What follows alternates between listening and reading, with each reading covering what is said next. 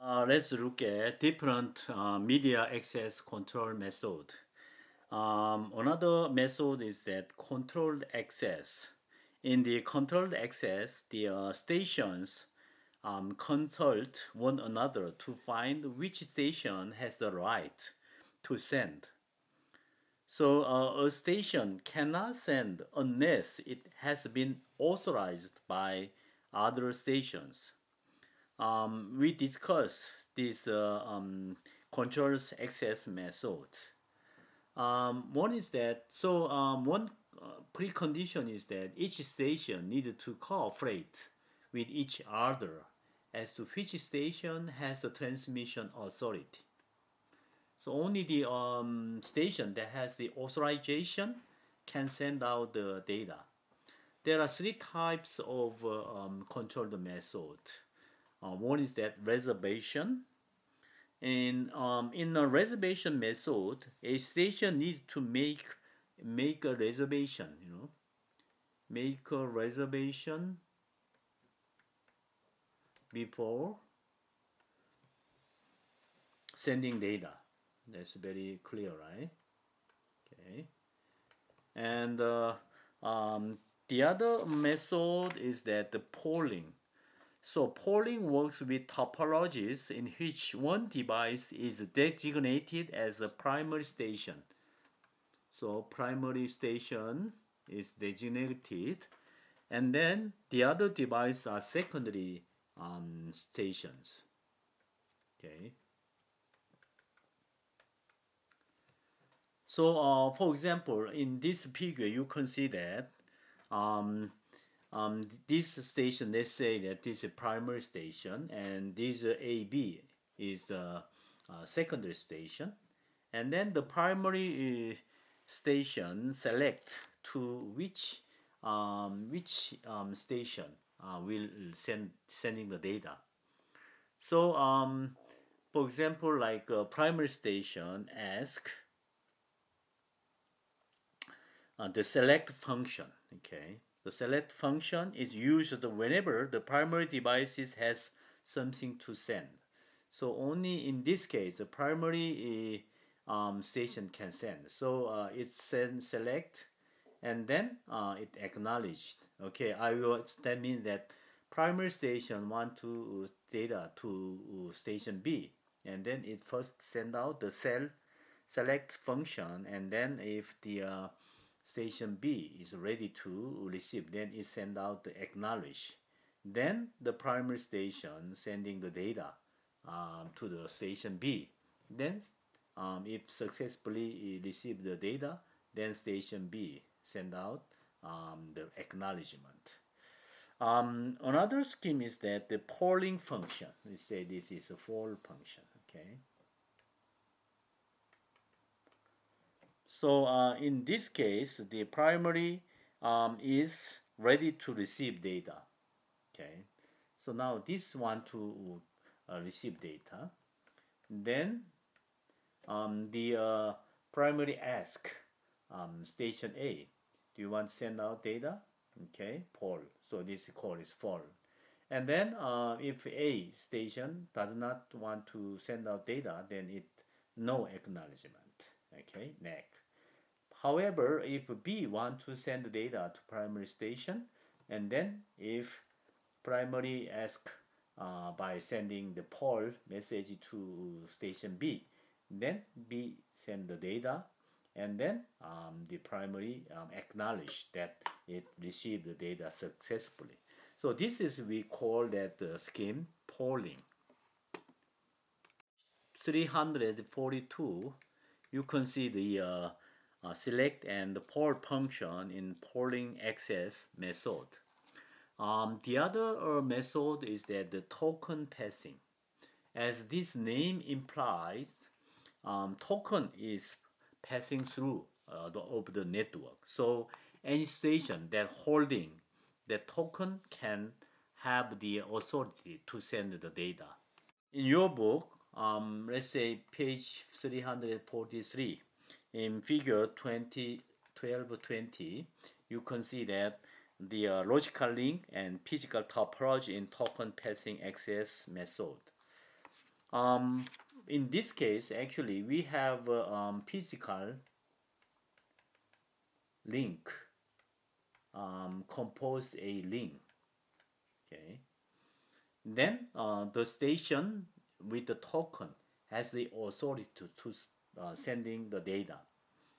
For example, if we have four stations connected with the physical link, then maybe station A, B, C, D, they will um, sending some tokens.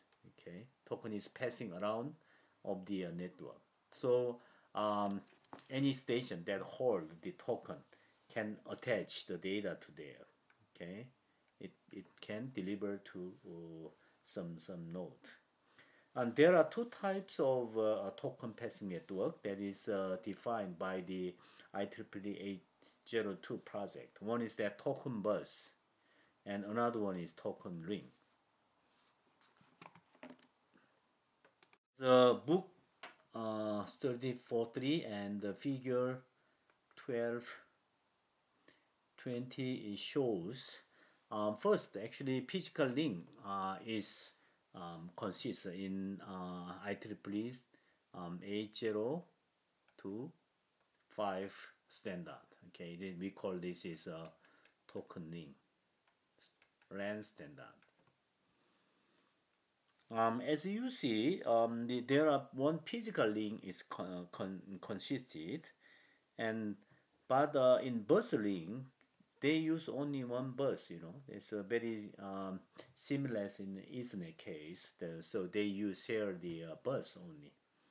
But still, we can operate this network as a token passing. How? Even we don't have a physical link, but suppose we make some order to passing the token from 1, 2, 3, 4, and then 1. So this is a kind of logical link exists within this um, bus system, right? So still we can passing the tokens. Now the issue is that in physical link, what happens? Suppose if the physical link is broken, then the network cannot sending the data from any station to any other stations. So this is a very weak point of the physical link with one ring. So to recover these disadvantages, they develop dual link. So now in this case, actually one link moving like clockwise, and the other loop, they say um, secondary loop is in counterclockwise directions. So suppose if any station has some problem, then how we can still maintain the communication? Maybe if we can devise some schemes that they can send the data through the like node 1 and then node 3, right? And then still we can maintain one physical link between node. So this dueling scheme is very strong to survivability, and one of the methods is usually used at DQDB or FDDI. They use this kind of scheme to maintain the network availability, even one link or one node uh, broken. Also, from the bus link, we can have the similar structure using the hub. Even though we have the hub, but maybe the link, I mean the state nodes are connected just one twisted pair cable, but still we can have the similar token bus scheme with star ring. Okay, so in this case, the issue is that how we can control that one station do not hold all the time to sending the data to the other stations. So this is a very important issue to control the token holding time in this network. Um, let's see the more detail about the tokening works. For example, in 802.5 tokening LAN standard, say this is token now is passing around like counterclockwise directions. So it token is traveling along the link. Maybe station A has some data to D. Then um, A holding the token, and then it send out the data A to D. Maybe we can say that A and D we can say like some MAC address, right? And then station D copies the frame and send out the data back to A. And then A know that okay, D received the data successfully. Then it send out the token to the other stations can send the data if any station hold that data during that time. The station send out the data to the other nodes.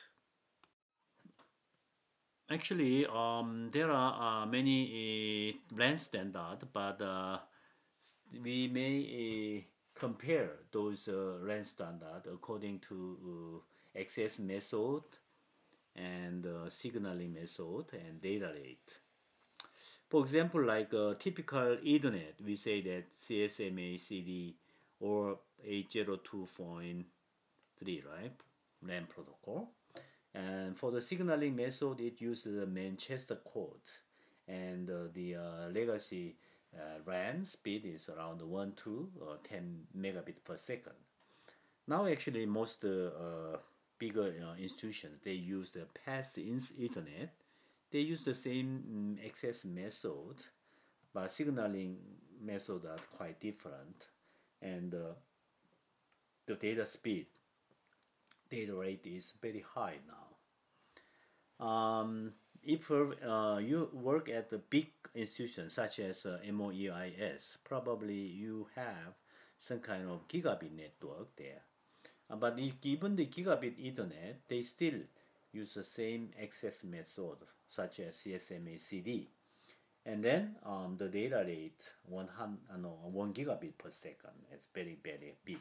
So we call this actually use backbone network. Okay. So within the backbone network, you connect many low speed LANs that can exchange information within the range. How about token link? This is actually point 5, right? And they use that the token passing mechanism. And the signaling method is a differential Manchester code. The speed rate is 4 to 16 megabit per second.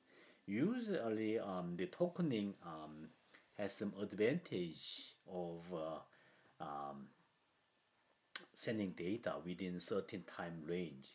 So this actually LAN usually used as in some kind of manufacturing companies. So in plant, they use the network. Then the time um, limitation is quite important. So they use mostly the token link. And the FDDI, they use the token passing with the dual link. I already told you. So their signaling scheme is 4-bit to 5-bit. So this actually converted the 4-bit data into 5-bit data. And they use a non-return to zero inverted signaling method.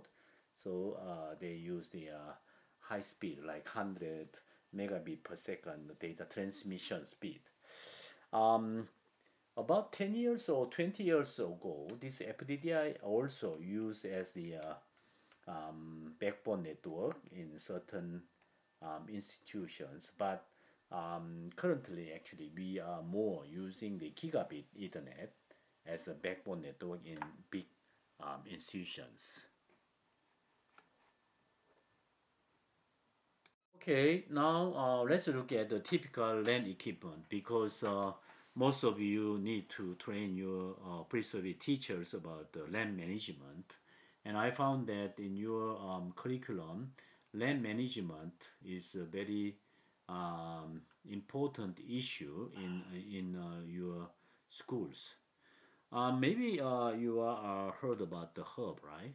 Hub actually connects the multiple computer networking devices together, and also we may have some switch. Okay, switch. Switch maintains limited routing information about nodes in internal network and allows the connections to systems like hubs or routers. Router router transmit packets to their destinations by charting a path through the sea of interconnected networking devices using different network topologies. For example, this is actually within this institution we call as local area network. It starts from router, okay, and then maybe if you use like IPs, then you can use the like IP pawns and nodes and hosts in your institutions. But when you exchange information with outside from your institution, we need to connect your network to with the router to other network. Maybe if you can use like a modem or ADSL, or maybe some wireless infrastructure. But anyway, through this router, you can connect it to the internet, and this compose the wide area network. That's a huge network. We can connect it. So you need to identify what kind of devices actually you will use at your institutions. Hub, switch, route, and then some laptops, some bridges or repeaters, something those devices you have to know about that. Let's continue. Think about the typical LAN equipment. So bridge. Okay, you already seen that the bridge separate or connect two or more host or network segment, right, together. And also you need to think about the gateway. Gateway actually connect two or more autonomous networks with its own routing algorithms, protocols, and topology. Actually, nowadays, some routers or some gateways, they are doing the same work as the routers, but we originally separated the routers and the gateway. And then maybe module modem. If your LAN or the network speed is not so high, then maybe probably you need to connect to the other internet with the modem or asynchronous digital signaling, subscriber lines, ADSL. How about the repeater? So repeater, the purpose of repeater is that amplify signals that deteriorate after traveling long distance over connecting cables. So in Ethernet case, after 500 meters, we need to use the repeater, okay, and then extend to other network. Suppose if you use the wireless network, then we need some access point device. So AP can operate with either as a bridge connecting a standard wired network to wireless devices, or as a router passing data transmissions from access point to another. Usually the access point connect installed in top, maybe the ceilings, so you can access the network with these devices. Used in here the repeater. Okay, this repeater amplifies signals. So suppose like small like signals can repeat like this one. Okay, and the repeater, actually the repeater works as the physical layer, not um, the data link layer. So this is important, Repeater is a kind of dummy work. So it's connect the segment of Ethernet with repeater. Connects two or more hosts. Okay, so bridge connects two or more hosts or network segment together. So the bridge actually um, it work as a media access control layer. So it's a kind of OSI second layer functions are installed into the bridge. That means the bridge has the MAC address there, and also from the MAC address, actually, if the bridge want to connect it to the network, then it needs some physical layer too. So we say that the bridge is upper than the physical layer, and that's the quite different characteristic of bridge and the repeater. Repeater is just work as a physical layer, but bridge work in data link layer. Let's look at the channelization of multiple access method. So channelization is that the technique for sharing the available bandwidth of a link by time, frequency, or code. So there are three different types of channelization schemes devised. One is that frequency division, multiple access, and time division, multiple access. Okay, and code division, multiple access. You can see this part from page 344, and in 345 we can see that the frequency division multiple access schemes. In book page 346, figure 12, 22, there are the structure of no actually no 345 and 1221. The scheme of frequency division multiple access described. In FDMA, the available bandwidth of the common channel is divided into band. Okay, divided into band. Band is actually frequency, right? That are separated by Gauge band. So you have to think about the Gauge band. You already know about that frequency modulation and frequency modulation that is used in the radio system. Okay, so actually this much of a band are divided, and in between them we put some Gauge band, so the signal cannot be interrupted.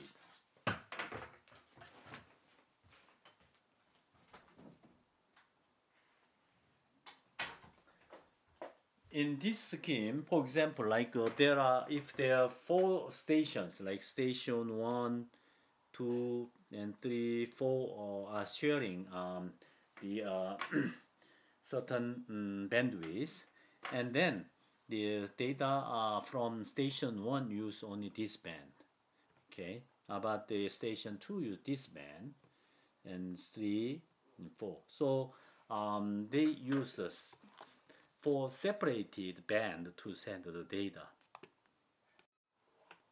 However, in time division multiple access method, they are now sharing the one channel that is time shared between different stations. So in this case, time sharing is important.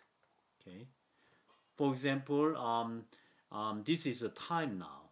Okay, so at this time, the transmission time is limited, and we call that this is a kind of slot, right? So station 1 use only this time, and then second time used by station 2, and third time this one, and fourth time like so. Then later it will back to station 1. So each station has their own time slot to transmit the data. So there is no contention may happen with this scheme. The last scheme is that the code division multiple access. Um, they use that the simple idea of communication with code. So in your book, in page 348, the CDMA technique is explained. For example, in each station, they had some code, like station 1, it has code C1, station 2 has code C2, station code has C3, and station 4 has code C4. Okay, and then whenever they are transmitting data, the data is multiplied by the each station's code. So the data in the shared link will be like this: D1 um, multiplied by C1. Actually, we call this actually inner product. Okay. Um,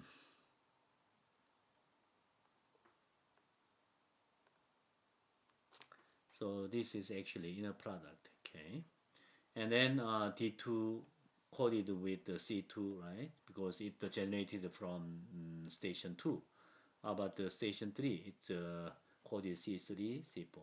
Okay. What happened? Actually, these different coded uh, data are delivered through one common channel.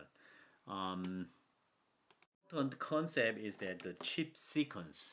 Okay. So the chip sequences actually um, is kind of made of n element when where n is the number of stations. So according to n element, so depend on the number of stations. Okay. For example, in our example, we have 4 stations. So in each chips has 4 different element. Okay, so in C1 code, the plus one plus one plus one plus one, and chip 2 is that plus one minus one, okay, plus one minus one, and C3 is that plus one plus one minus one minus one, and C4 plus one minus one minus one plus. There is some actually secrets. I mean secret here. What?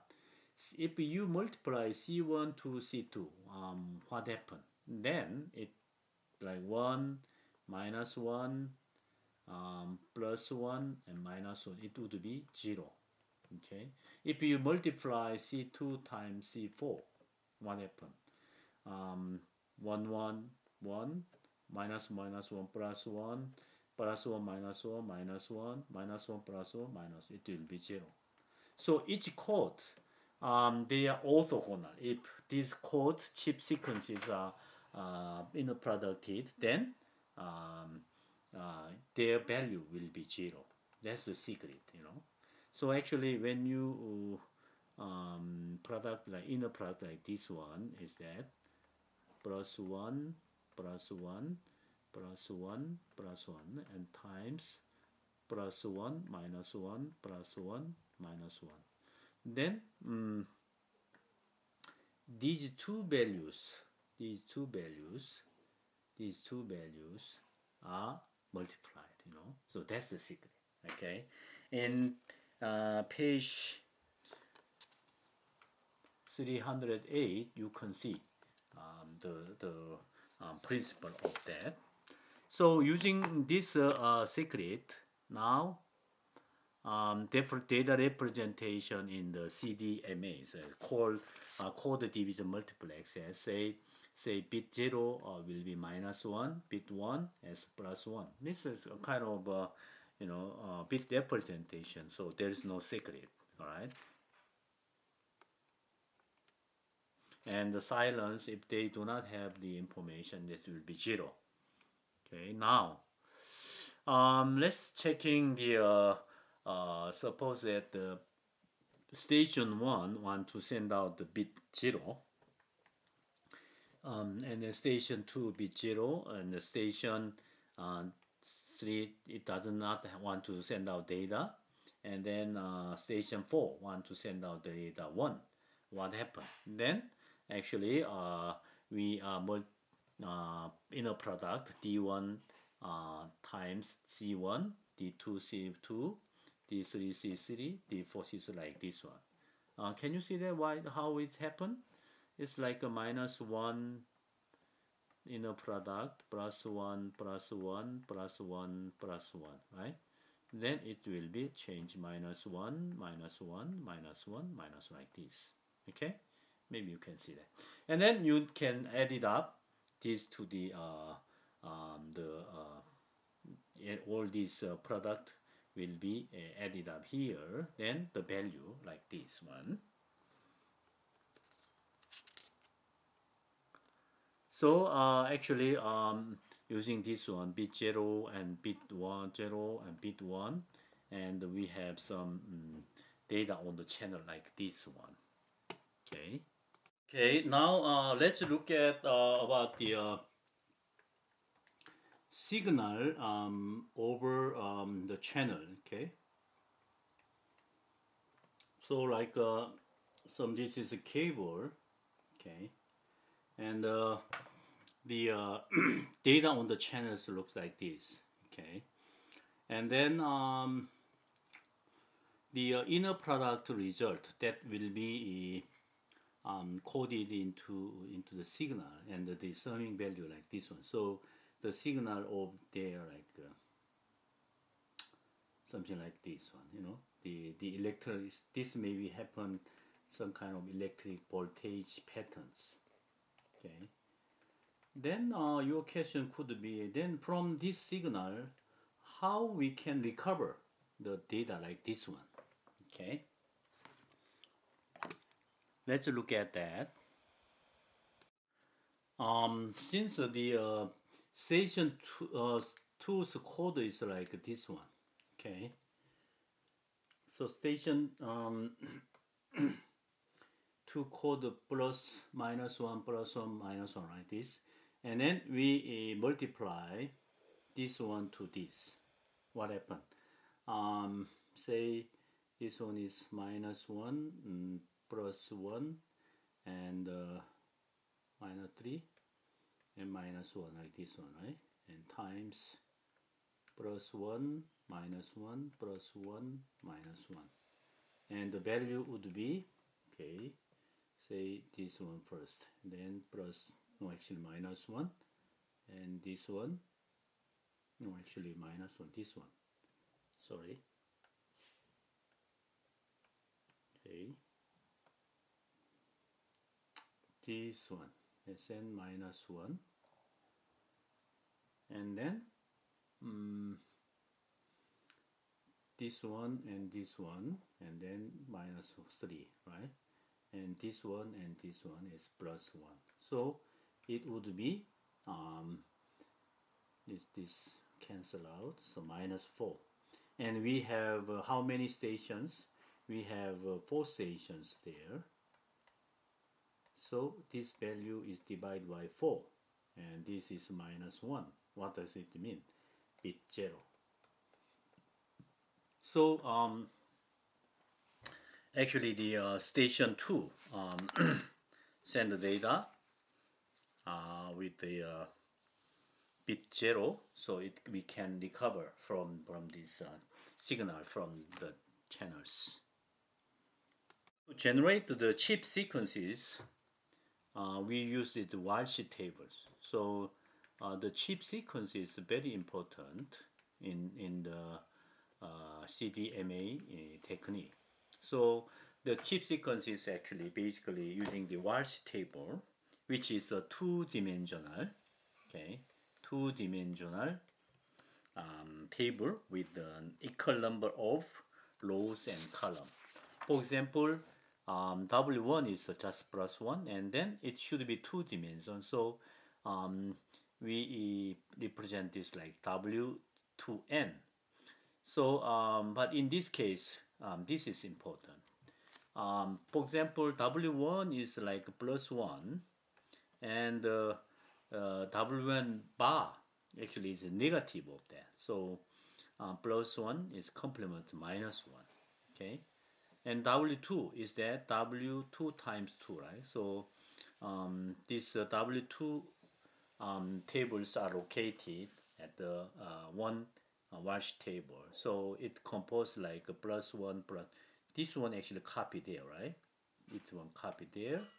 But this part should be no, actually inverse of this one. So we invert this one is that minus 1, minus 1, minus 1, plus 1. So this is actually included. So in our case, we have 4 stations.